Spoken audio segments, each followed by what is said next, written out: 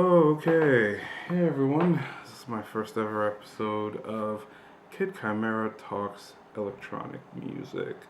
Today I'm going to be talking to you about subgenres, and it's something that's personally just always kind of uh, got me talking whenever it came to the topic of like electronic music. Um, I've been listening to electronic music for wow. Several years. I started listening when I was about 98. When I was 9 years old, actually.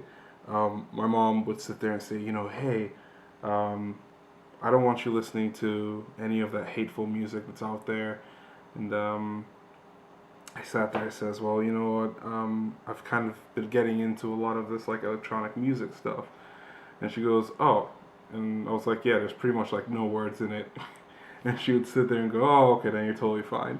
Um, but I've been getting into it. I really love trance music. Getting starting off, then I would look online, and the internet was like a new thing. Had AOL and all that, and I'd get into Yahoo Music, and I found out about like house music.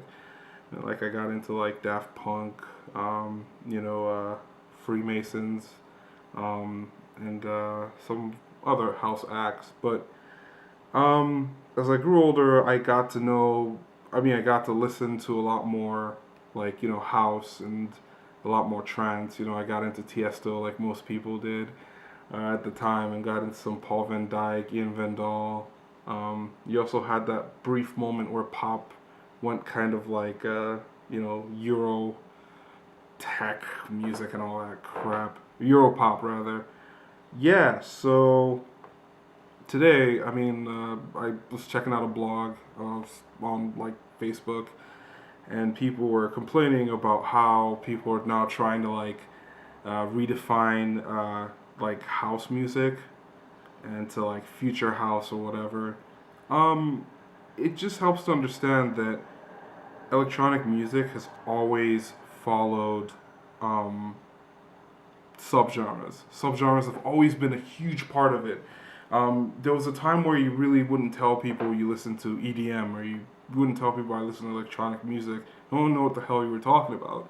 So you'd have to tell people, oh, I listen to house music or trance music, and they still wouldn't know what you were talking about. But then if you told them, hey, I listen to techno, they automatically assumed that everything was techno. It was pretty funny how that would work, but if you were talking to anyone who knew what they were talking about, you'd sit there and say, "Oh, I listen to house music." "Oh, what kind of house?" "Oh, I kind of like a little bit of jungle or whatever." And people would be like, "Oh, okay, that's cool. I totally feel you. Okay, cool. That's awesome." I listen to a lot of like, big room, like house. And back then, big room house is a whole different thing. It wasn't what big room house is today. So basically, subgenres have always been there, man. They've always been there. It's always been an integral part of electronic music. But with the recent years, like the last 3, 4 years, with EDM being this huge, huge, huge thing, you have everyone looking at EDM as EDM, which was just basically big room house music. You had your Swedish House Mafia, which they did some huge things in the scene and everything, but you also have other people like Oliver Heldens, who just makes a magnificent podcast every week that I check out. You have new fresh faces in the scene all the time, and you know Duke Dumont or whatever, and like all these new people who disclosure, who would play this music, and you're sitting there going, wow, what is this? And they go, it's deep house. It's really more future house. So it's good. It's great to have the argument. I think it's a great thing because now it's bringing into like mind like the actual uh, subgenres in electronic music. There's nothing wrong with subgenres.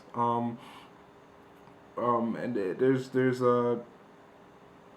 there's no shame. There shouldn't be people shouldn't be ashamed to admit that this doesn't sound like what it is.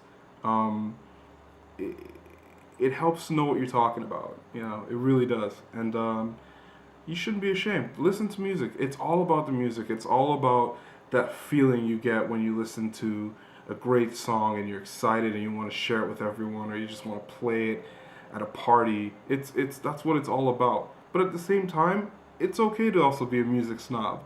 If you listen to only trance music and you hate how it's going progressive and you're merging genres, bitch about it by all means. There's nothing wrong with that. People sit there and try to use the whole positivity thing to shut you up, but you know what? No, you know what you're talking about. If you really feel as though that your favorite genre is disappearing, which has been a recent thing. I mean, don't get me started on Tiesto, all right? Like, don't get me started. People changing their sound to cater to the masses and then lie that, oh, they're doing it because they went through a personal recovery. That's not true. But we all know that, and everyone knows that. And in the coming weeks, I'll be talking more about like ghost production and basically the commercialization of like electronic music and how it's all basically, most of it is pretty much about joining a label or making money and you know yeah, I think it's a good time to get into uh, this whole blogging business. So, yeah, like my video if you care. If you hate it, downvote it or whatever. I don't care. Um, Write your comments. You hate it? Tell me you hate it. Tell me I look ridiculous, and or you can tell me support me. Whatever. I'll be here. All right, guys. Take care.